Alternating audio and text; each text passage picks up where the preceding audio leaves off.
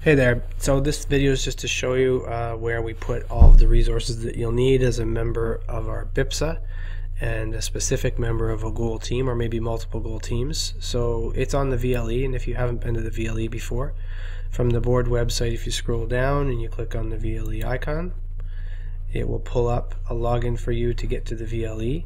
I'm already logged into it. What you will do is you'll use your username and password that you use for email to get access to the VLE. And then once in, you should see that you've been added to a course called BIPSA 2019. If you don't see it there under My Courses, you'll simply scroll down and you'll go to View All Courses, and under View All Courses, you'll see it there. From that View All Courses screen, you can right click on these three dots and you have the ability to pin that so that it will appear in the courses that are at the top here when you log into the main screen.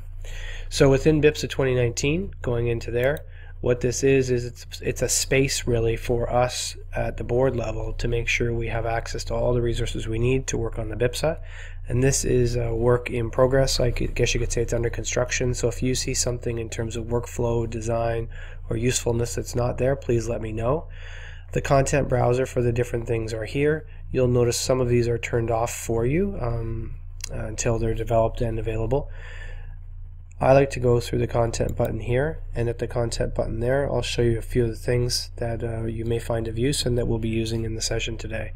So under goal areas, I've set up a goal area for each of the 4 that we have within our system, and under each goal area you will then see another breakdown for initiative flowcharts and key resources that are used by that goal area. Initiative flowcharts are something we're going to be talking about or already have talked about today, and these flowcharts show from start to finish how an initiative rolls out and the ways in which that initiative specifically is designed to achieve its intended outcome, the ways in which it monitors along the way to make sure that that initiative has been implemented with integrity and fidelity, and how those monitoring measures throughout show where we're on track and whether we're struggling and need to make any adjustments to the design along the way. And in the end, it tells how we will be evaluating and reporting on the impact of that initiative. So if you click on this, you'll see a few examples, and clicking on that example will then give you the opportunity to open that link in a separate tab, and that link will appear as a Mindomo map.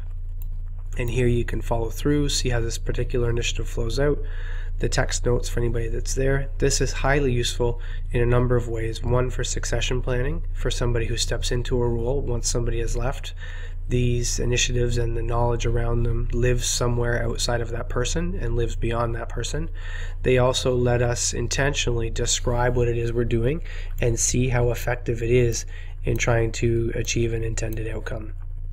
So back to the VLE, you'll also see that when we plan for, monitor, and evaluate within the BIPSA cycle, the resources you'll need are right here. There's a current copy of the final BIPSA for this school year in PDF form here.